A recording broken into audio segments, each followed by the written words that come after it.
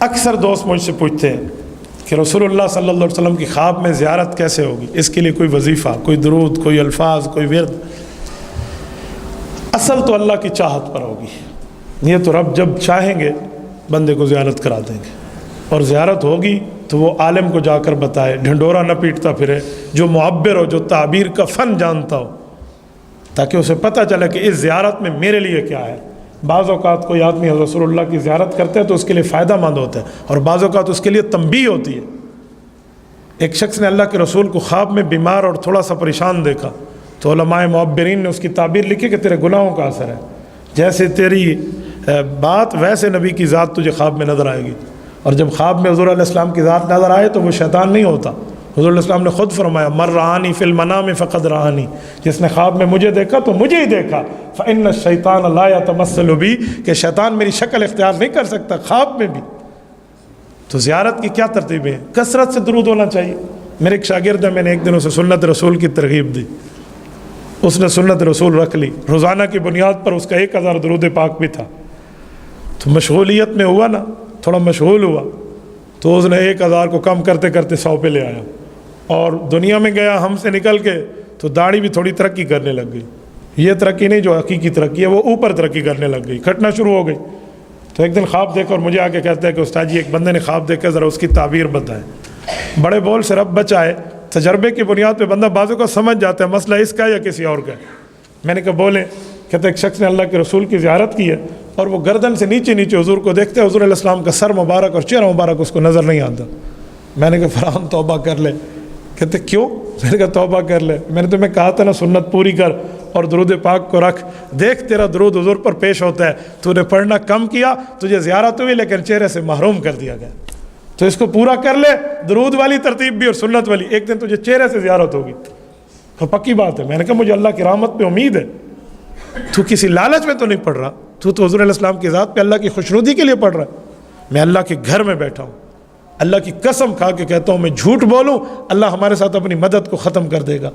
وہ شخص چند دن بعد میرے پاس آیا اس توبہ کے بعد کہ میں نے رسول اللہ صلی اللہ علیہ وسلم کی زیارت بھی کی ہے اور آپ صلی اللہ علیہ وسلم کے چہرے کو بھی دیکھا ہے، تو حضور علیہ السلام نے مجھے بالٹی دی ہے کہ اس سے غسل کر لے۔ تو میں نے اسے کہا پتہ ہے غسل کیا ہے؟ میں نے کہا تیری نمازوں میں کچھ کمی ہوگی۔ کہتا ہے میں نے کہا حدیث پاک میں ہے کہ نماز بندے کو گناہوں سے دھو دیتی ہے، یہ غسل ہے۔ اللہ کے رسول نے فرمایا ایک بندہ ایک جگہ سے ایک جگہ جائے اور راستے میں 5 نہریں آئیں اور وہ ہر نہر سے غسل کرے، اس کے جسم پر میل کچیل باقی رہے گا؟ صحابہ نے فرمایا جی نہیں۔ فرمایا یہی مثال اس نمازی کی ہے جو دن میں 5 مرتبہ نماز پڑھتا ہے، اس کے اوپر بھی اللہ پاک گناہوں کی میل کچیل نہیں رہنے دیتا۔ تو خواب میں بندہ نکھر کے سامنے آ جاتا ہے کہ بات ہے کیا۔ تو میرے دوستو رسول اللہ صلی اللہ علیہ وسلم کی خواب میں زیارت کے لیے ہمارے بزرگوں کا ایک تجربہ ہے، انہوں نے درود پاک کو لکھا ہے۔ وہ درود پاک بہت آسان ہے، میں آپ کی خدمت میں پڑھ دیتا ہوں۔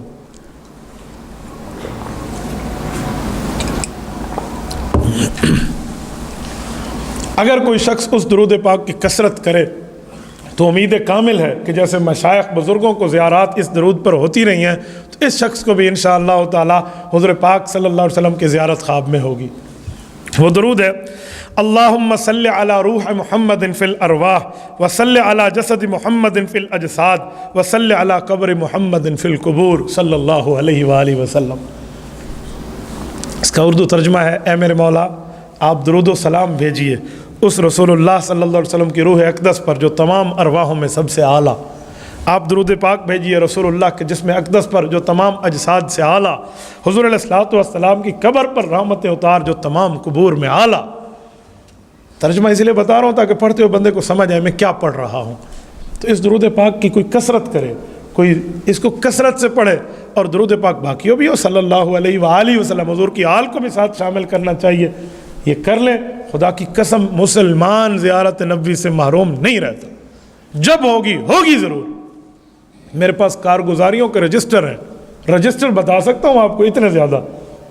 چھوٹے چھوٹے بچوں کو زیارت ہے، یہ 12 سال کی عمر میں ہے، 13 سال کی عمر میں ہے، یا ابھی بالغ اور اس نے نمازیں شروع کی ہیں، بوڑھوں تک کی میں آپ کو زیارات کی لسٹ دے سکتا ہوں۔ میں نے یہ چیزیں سمجھی ہیں، سنی ہیں، دیکھی ہیں۔ میرے ساتھ ایک شاگرد ہے، ان کو ایک مرتبہ رسول اکرم صلی اللہ علیہ وسلم کی زیارت ہوئی، ایک تفصیلی خواب ہے اس کا، وہ اس درجے پر فائز ہے رسول اللہ کے قرب میں کہ وہ خواب میں آپ علیہ السلام سے گفتگو کر رہا ہے۔ گفتگو کر رہا ہے، بات پوچھ رہا ہے، بات کا جواب دے رہا ہے، اور اسے یاد ہے۔ میں ایک بچے کو جانتا ہوں، اسے میں نے کہا بیٹا یہ عقیدہ ختم نبوت کی چھوٹے سے رسالے تھے مرزائیت کے رد میں، یہ عقیدہ ختم نبوت کے رسالے تھے، میرے خیال میں ہو گئے کہ 200-300 پمفلٹ تھے۔ میں نے کہا آپ جمعہ کی نماز میں یہ بانٹ لیں، عوام کو دے دیں حضور علیہ السلام کی ختم نبوت۔ ختم نبوت کا کام تو ایسا ہے جیسے حضور کی سفارش کا کام ہو۔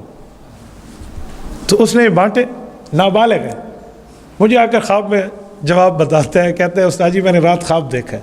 کیا؟ مسجد نبوی کھلی ہوئی ہے، اکیلا میں بیٹھا ہوں، اللہ کے رسول بھی بیٹھے ہیں، حضرت ابوبکر، عمر، عثمان، علی رضی اللہ عنہ بیٹھے ہیں، اور میں حضور علیہ السلام کی مجلس میں بیٹھا ہوں اور بڑا خوش بیٹھا ہوں، اور حضور علیہ السلام مجھے دیکھ کر مسکرا رہے ہیں اور میرا تعارف خلفائے راشدین کو کرا رہے ہیں۔ یہ دیکھو حضور علیہ السلام کی ذات اقدس کے لیے کام ہے۔ کوئی پیغمبر، میرے ایک شاگرد ہے، میں نے ایک دن اسے کہا، میں نے کہا چھوٹے بچوں پر نرمی کیا کرو، مارا نہ کرو انہیں، دین کے کام میں آگے انہیں آیا نہ کرو۔ پتہ محفل کیا تھی؟ محفل ایک تھی، محفل نعت، اس پہ چھوٹے بچے نیچے سے کہہ رہے تھے ہم بھی پڑھتے ہیں نعت، ہم بھی حضور پاک علیہ الصلوۃ والسلام کے لیے نعت پڑھتے ہیں۔ تو وہ ان کو کہہ رہا تھا جی تم نہیں پڑھو، بڑے بڑے ہمارے شعراء بیٹھے ہیں۔ تو میں نے اسے کہا یار تھوڑا گزارا، بڑے شعراء بھی پڑھ لیں گے، جب میری باری آئی نا، میں نے کہا میرا ٹائم کتنا ہے جی؟ 1.25 گھنٹہ۔ میں نے کہا میرا پورا آدھا گھنٹہ، 5 منٹ ان سب کو دو۔ کہتے یہ کیا؟ میں نے کہا نہیں، 5 منٹ میرے ٹائم سے نکال کے ان کو دے۔ یار یہ بچے آج اسپیکر پہ آ کر پڑھیں گے، کل قوم کے معمار ہیں، کیوں ان کا حوصلہ توڑتے ہو؟ تو وہ تو لائن لگ گئی بچوں کی، پڑھنا۔ وہ مجمع میں جو بیٹھے تھے وہ بھی اٹھ کے آنے لگے، کوئی 1 شعر پڑھ رہا ہے، کوئی 2 پڑھ رہا ہے، کوئی آیت پڑھ رہا ہے، کوئی کیا پڑھ رہا ہے۔ پورے کے پورے 20-25 منٹ میں مجمع سے ہر بچے نے پڑھ لیا، اور جس نے میری بات مانی نا، رات کو اس کو رسول اللہ صلی اللہ علیہ وسلم کی زیارت ہوئی۔